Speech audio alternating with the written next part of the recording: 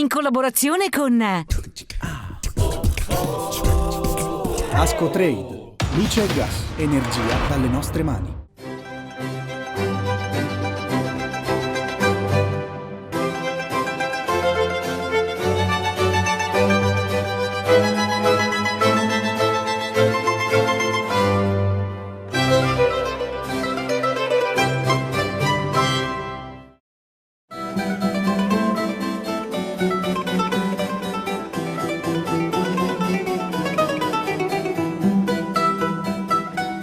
Cordiale saluto a tutti e buona continuazione del 2016. Alle mie spalle abbiamo tante belle anitre, un bel concertino proprio di inizio anno.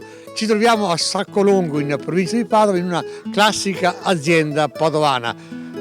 Roberto Ponchio è il titolare di questa fattoria, perché proprio possiamo dirla questa una fattoria. Intanto cos'è che hai qui in mano? Vi presento un esemplare maschio di gallina padovana, un bellissimo esemplare maschio. Il ciuffetto? Il ciuffetto distingue la forma delle zampe, che la contraddistingue, fini e nere, che è una caratteristica della gallina padovana, e il piumaggio, uno delle colorazioni. Lei le leva qua? Sì, qualcuna le levo qua. Un'azienda, una fattoria multifunzionale, no? Paolo Minella. Sì, è una fattoria, è un'azienda che ha saputo innovare e sono passati dalla semplice produzione di prodotti agricoli alla trasformazione e alla vendita diretta ai consumatori finali. Che vuol dire azienda multifunzionale?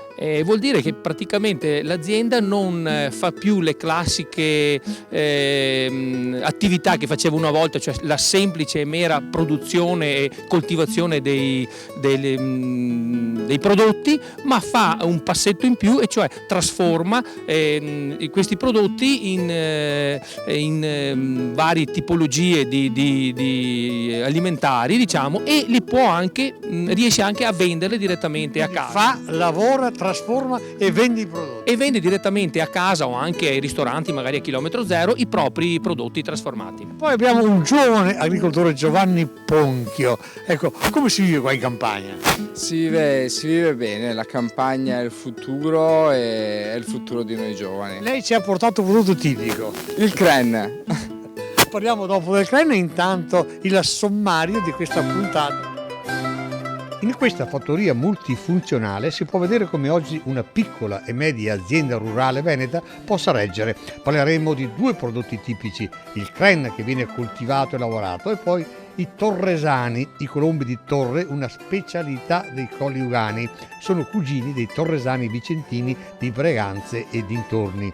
Il mondo dell'ortofrutta veneta, soprattutto della frutta, presentato in un incontro dell'Associazione Produttori Ortofrutticoli Veneto Friuli ad Asolo. Parleremo della merenda dei boeri, di coloro che governavano buoi e stalle, un'usanza dell'antico mondo rurale rievocata a Motta di Livenza ai confini tra le province di Venezia e di Treviso. Tornano gli insaccati, soppresse, salami, musetti, consumi sostenuti durante le feste di fine anno. PRS, programma di sviluppo rurale. La Regione ha dato il via ai bandi, presto i primi finanziamenti. Si beve sempre meno vino adesso, siamo a un bicchiere a testa al giorno, 33 litri di media all'anno pro capite. Caviale, ostriche, astici, si pensa a esotici cibi provenienti dall'estero. In realtà sono prodotti con risultati eccellenti in Italia ed anche nel Veneto, come il caviale e le ostriche.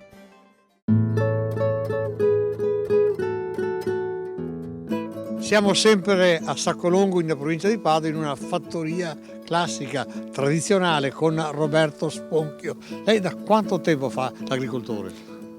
Sono nato qua in campagna. Quella che vediamo alle nostre spalle è la casa dei vecchi Ponchio. Però la mia vita lavorativa poi si è un po' allargata. Lei ha fatto un altro mestiere? Ho fatto un altro mestiere. Fino all'anno scorso? Fino a marzo, fino adesso, a marzo, ultimo marzo qua. Gran capo di vigili urbani di Montegrotto. 34 anni a Montegrotto, gli ultimi 10 anni ho avuto la responsabilità del comando, sì. E adesso parliamo di questo prodotto che ci ha appena portato. Questo è il cren, è una tipica, vediamolo da vicino, una tipica radice selvatica, vogliamo dire, sebbene adesso si coltivi anche. Si raccoglie proprio in questo momento, no? Si raccoglie in questo momento perché la stagione è l'ideale per i piatti che si abbina. Piatti invernali. Piatti invernali, sì. Questi prodotti tipici locali funzionano, Minella? Ma sono prodotti un po' di nicchia, però come diceva il signor Ponchio, d'inverno si abbinano benissimo, quindi entrano nella tradizione veneta e padovana. Dicono che il Crane piaccia soprattutto alla gente di una certa età, noi giovani, è vero? No, assolutamente no. Anche i giovani apprezzano molto le tradizioni. Lei lo usa il Crane. Lo uso e lo apprezzo. Ed ora una breve scheda dedicata appunto al Crane, che è una pianta spontanea, spesso infestante, che viene dal centro-est dell'Europa.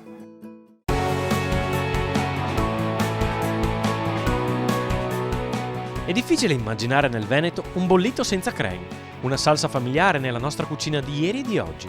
È originario però con tutta probabilità della Siberia o comunque dell'Europa centro-orientale. La parola crane non è veneta e nemmeno tedesca, come generalmente si pensa, ma deriva dal russo crenson, nome russo della pianta. È conosciuto inoltre come rafano e con altri nomi locali. In Basilicata è noto come il tartufo dei poveri per l'intensità dell'aroma, forte e piccante, che sprigionano le radici.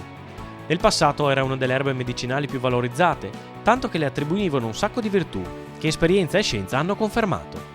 Adesso è sempre pianta medicinale, ma viene coltivato e lavorato soprattutto per la salsa pungente, che si ottiene e che si sposa con tantissimi piatti, sia tradizionali che moderni, come questi spaghetti, una specialità servita in una storica trattoria ai piedi dei Colli Euganei. Bigoli col Crane, sì, una ricetta un po' strana, forse non l'avete tanto mai sentita, perché l'abbiamo inventata qua fra amici un giorno per assaggiare il Crane in maniere diverse. Allora guarda, io ho portato i bigoli caldi, li abbiamo appena cotti, i bigoli li facciamo noi in casa, prendo per fare una porzione, sono bollenti, è semplice la preparazione, vogliamo condirli non spadellando come si fa di solito, ma vogliamo, Angelo, condirli nella piasena, nella terrina, come faceva la nonna. Quindi seguiamo con un po' di burro fuso. Il burro fuso serve per amalgamare il Crane assieme alla pasta. Eccoci qua. Seguiamo un po' di grana padano, prodotto nella zona del Padovano. Eccoci qua. Adesso li mischiamo energicamente, bisogna mischiarli energicamente in modo che prendano bene. La pasta all'uovo è indicata per prendere i sughi anche senza doverla spadellare. Ed ecco il nostro Crane, quindi dal vasetto, in base al grado di forza che ha il Crane, ne mettiamo. Questo l'avevo assaggiato prima, era abbastanza leggero, abbastanza adatto per fare una pasta non troppo cotta, non troppo forte, scusami. Ecco, adesso il caldo della pasta, Angelo, fa emergere, fa evaporare la robustezza del Crane. Lo senti molto bene e noi per dare ancora più validità al piatto prendiamo una fettina di cotechino freddo, lo taglio a cubetti e lo serviamo proprio così, che allora il caldo riesce a mollare anche il cotechino. Fra un minuto questo piatto è una favola. Un piatto invernale. Un piatto invernale che fa bene anche... Mostriamolo bene questo piatto. Fa bene anche per qualcuno che è un po' raffreddato. Ah, sì, contro raffreddore. Contro raffreddore, i bigui col Crane. Tra poco parleremo di torresani, colombi di torre che non hanno mai volato e che sono una specialità dei Colle Euganei e dell'area vicentina di Braganza e dintorni. Vediamo il classico piatto che gli è dedicato in particolare sui Colle Euganei. Prima di parlare di questo piatto, parliamo del torresano. Che tipo di colombo è? Allora, il torresano è un piccione che non ha ancora volato. Tu sai che le vecchie torri difensive venivano trasformate in piccionaie, quindi lui non ha ancora volato, è stato solo imbeccato dalla mamma e papà, quindi ti lascio immaginare le carni tenere che ha. Allora noi lo serviamo in questo caso in varie maniere, lo facciamo anche Il torresano al forno. disossato. Questo è al forno, è intero, naturalmente pulito all'interno, fa solo 25 minuti di forno, lo serviamo vicino alla sua pancetta che durante la cottura lo tiene morbido e lo lascia, lo fa diventare un po' lucido, diciamo. Lo serviamo con la sua pancetta, con la polentina tenera sempre del Padovano, un cucchiaino di funghi, vedi quel misto funghi che abbiamo in quella ciotolina, della polenta fritta e della salvia fritta, perché anche all'interno del piccione c'è rosmarino e salvia. C'è un altro torresano famoso nel Veneto, quello di Braganza. La differenza qual è il migliore? Allora, secondo noi di Torreglia il nostro invece è molto buono, anche quello di Breganze, e la diatriba si è sempre fatta su questa cosa, che loro lo fanno allo spiedo mentre noi lo facciamo al forno. Ci fu anche una disfida storica. Ci fu una disfida storica, addirittura Orio Vergani, fondatore dell'Accademia Italiana della Cucina, portò in tribunale i cuochi di Breganze e quelli di Torreglia per stabilire di chi era la patrocinio del piatto, e stabilì che appunto ognuno delle due città aveva la sua maniera di farlo, quindi ripeto, Breganze allo spiedo e Torreglia al forno. Quindi partita finita in parità. Parità, sì, l'abbiamo rievocata qualche anno fa assieme agli amici di Vicenza, andando noi lì a preparare il nostro, loro qui da noi a preparare il suo, e con una gran stretta di mano abbiamo detto che hanno vinto tutti e due. Nemici, amici. Nemici ma molto amici.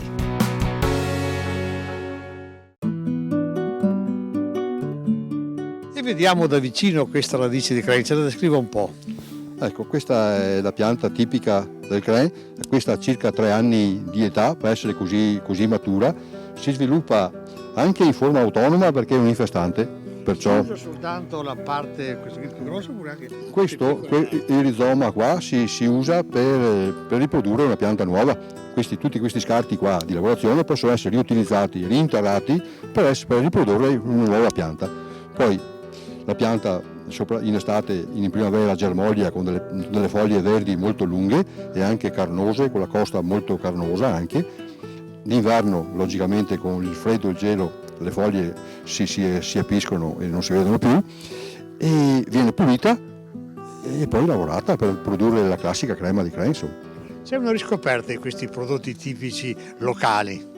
Sì, sono prodotti tradizionali, no? Sì, infatti sono prodotti di nicchia, quindi non tantissime quantità, però anche in questo caso si abbinano molto bene ai nostri tipici piatti veneti. Notizie dell'agricoltura veneta adesso.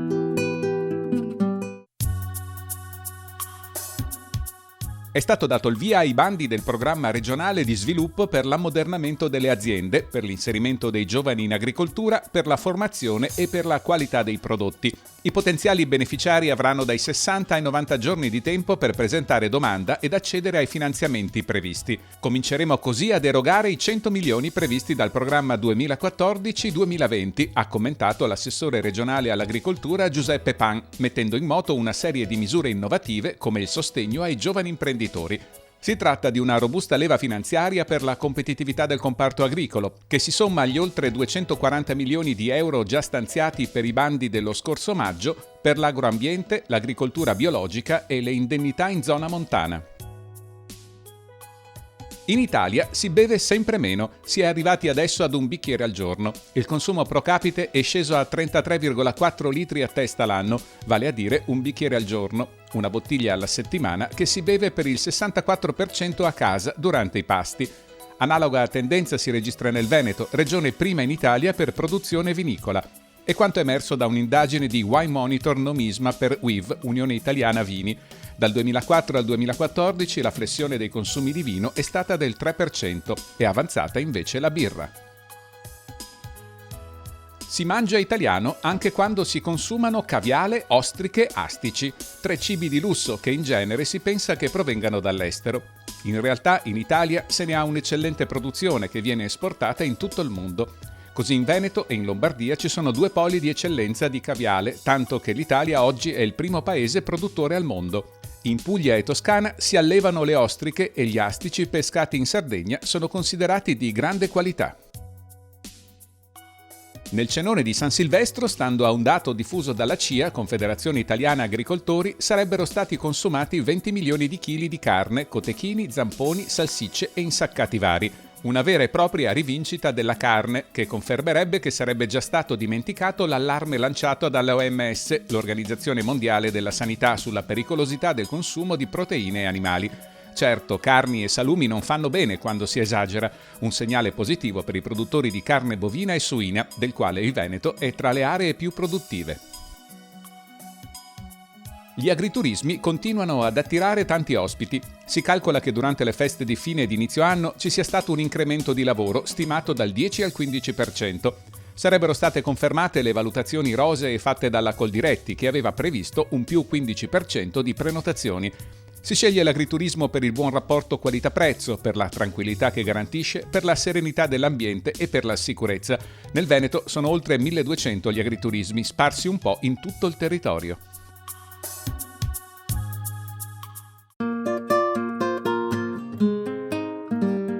Giovanni, è richiesto questo prodotto? Sì, decisamente. Questo è un prodotto di nicchia, però in questa stagione decisamente è richiesto, sì. È Inverno. consumato, sì. E ci troviamo in una fattoria padovana, parliamo di questi animali che abbiamo qui davanti, le anatre, no Giovanni? Che tipo di anatre sono? Le anatre, noi troviamo nella nostra fattoria tre razze, la Mullard, la Pechino e la bianca muta francese, e tutte e tre hanno una loro nicchia di mercato.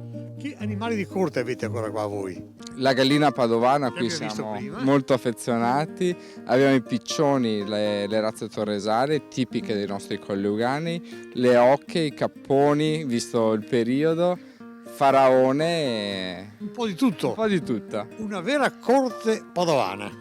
Cerchiamo di dare una scelta il più vasta possibile. Ma prima di vedere i piccioni ci fermiamo per la pubblicità. Subito dopo un servizio dedicato all'Associazione Produttori Ortofrutticoli Veneto Friuli.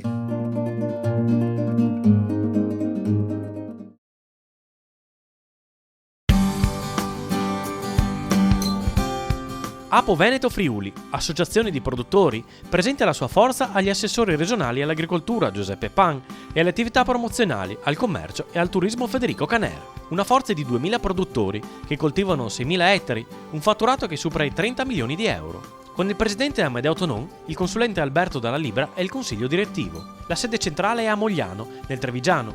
L'associazione di produttori opera soprattutto nel Veneto e in Friuli. Tratta in particolare frutta, kiwi, pesche, mele, pere, ciliegie e fragole. E poi ortaggi, a partire dai radicchi. Che cosa l'associazione ha prospettato e si attende dalla regione? Amedeo Tonon, presidente Apo, produttori Veneto Friuli. Noi chiediamo innanzitutto il riconoscimento del nostro ruolo che abbiamo come OP nel produrre reddito e nel dare lavoro. E poi chiediamo naturalmente meno burocrazia. Le aziende al giorno d'oggi hanno poca redditività, se a questa ci aggiungiamo la burocrazia rischiamo di andare più avanti. Il settore come sta a questo punto? Il settore è un po' in sofferenza, diciamo che le aziende agricole fanno fatica a fare bilanci, però ancora riescono a tenere. Se a questo ci aggiungiamo balzelli... La frutticoltura del Veneto su cosa si regge? Su quale pianti in particolare? La frutticoltura del Veneto è multisettore, si regge nel pesco in zona di Verona, nel Trevigiano abbiamo tutta quanta la parte di produzione di radicchi, kiwi e mele, veronese poi con kiwi ancora, mele, pere e pesche, e il veneziano con le pere. Uno scambio di osservazioni e di valutazioni sul mondo dell'ortofrutta del Veneto, che per affrontare in maniera più efficace i mercati ha bisogno di supporti, di forti azioni promozionali, di investimenti. La Regione Veneto può innanzitutto mettersi insieme alle nostre aziende locali, lo sta già facendo tramite Veneto Promozione, per fare delle missioni all'estero e spingere la promozione dei nostri prodotti a livello internazionale. Questo onestamente va coordinato assieme alle Camere di Commercio, perché purtroppo oggigiorno non sempre c'è stata una regia unica. Quello che vuole fare il sottoscritto e questa giunta è quella di dar vita a un sistema regionale unico anche della promozione. Che ne chiedono i produttori sostanzialmente? Chiedono in sostanza questo, chiedono che la mano destra sappia quello che fa la mano sinistra, invece non sempre avviene questo. Chiedono che le risorse vengano gestite tutti assieme e che si esca all'estero uniti.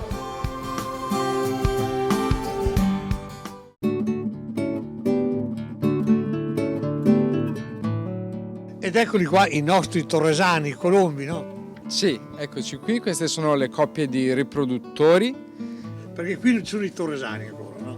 I piccoli. I piccoli non ancora. Ecco perché i torresani, quelli che noi così definiamo, no? Sono i piccoli delle coppie che hanno un mese di vita. Sì, sono quelli che hanno un mese di vita. Generalmente la coppia depone 2 uova e allevano quasi sempre i due sono mantenuti col cibo buono, insomma a volontà, allevano due pulcini, 2 colombi nuovi. E si mettono in pignata dopo un mese dalla nascita? Sì, circa un mese dalla nascita, poi dipende un po' dalla stagione, ma nel periodo bello, in primavera così, 30 giorni sono maturi per l'arrosto.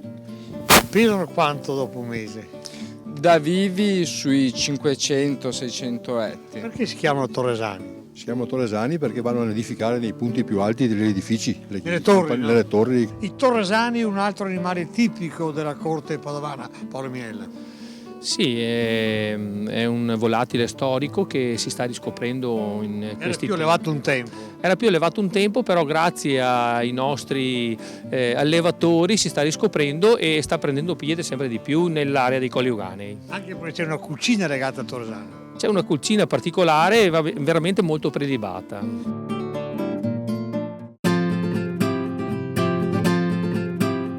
Stanno preparando ogni ben di Dio per la prima merenda dei Boeri, organizzata nell'ultima mattinata del 2015 a Motta di Livenza, dove la provincia di Treviso si bacia con il territorio veneziano. Terra di vigneti e di cereali, fertilizzata dal sudore dei poveri agricoltori di tutti i secoli.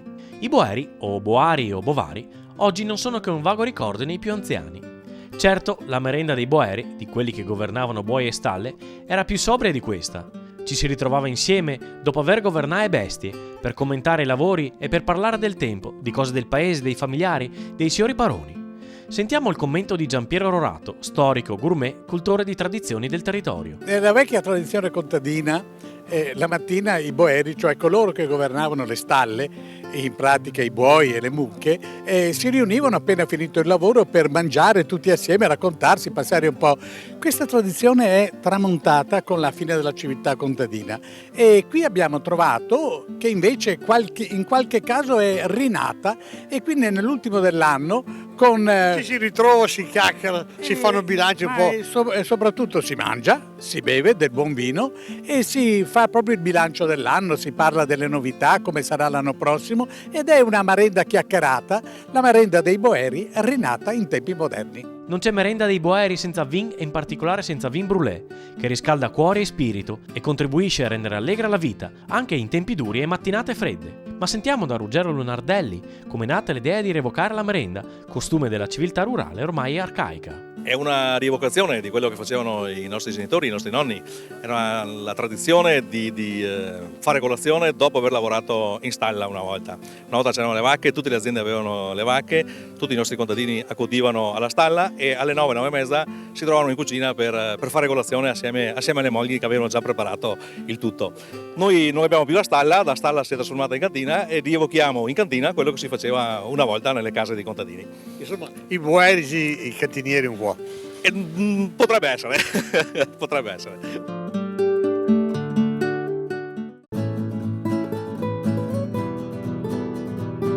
Siamo sempre a Saccolongo, in provincia di Padova, in una fattoria tipica dove la tradizione si sposa con l'innovazione. Qui avete tanti prodotti, oltre che agli animali da corte avete poi mais, avete orzo, avete tanti altri prodotti. Sì, diciamo che le colture sono organizzate in base alle nostre esigenze aziendali per allevare gli animali e poi ho una particolare produzione di mais da farine alimentari, tipo il maranello, tipo il bianco perla. Quelli tradizionali venete, tipiche venete. E frumento? Frumento sì, il Bologna ancora, tengo ancora una razza ormai super sfruttata nel tempo ma che comunque dà ancora buone soddisfazioni. Sì. Ecco, buone soddisfazioni veramente da questo tipo di agricoltura così diversificata.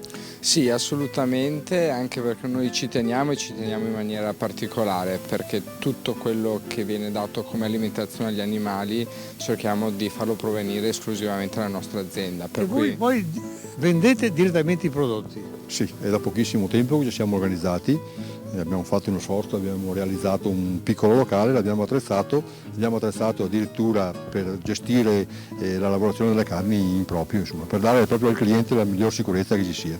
E questo significa, per tornare al discorso iniziale, proprio fattoria multifunzionale. E questa è proprio una delle cose che si possono fare oggi in agricoltura, quindi in questo caso appunto la trasformazione e la vendita dei propri prodotti. Un segno di innovazione. È un segno di innovazione e anche legato all'imprenditoria giovanile, quindi ai nostri giovani impresa che sono così molto attenti e molto dinamici. Veramente attenti e dinamici, Giovanni, siete? Bisogna, al giorno d'oggi assolutamente sì. Provenendo anche dal mondo della ristorazione io capisco le esigenze che ci sono e credo che questo oggi l'agricoltura sia veramente il futuro. Un detto veneto a conclusione della nostra puntata: Ne abbiamo uno particolare, Roberto. Il mondo aziende chi si gode. Sul serio? Assolutamente. Dobbiamo fare di tutto per goderci la nostra vita e questo bel nostro mondo, sì. E godiamoci dunque, se possiamo, questo nostro mondo. Appuntamento con Agricoltura Veneta la settimana prossima.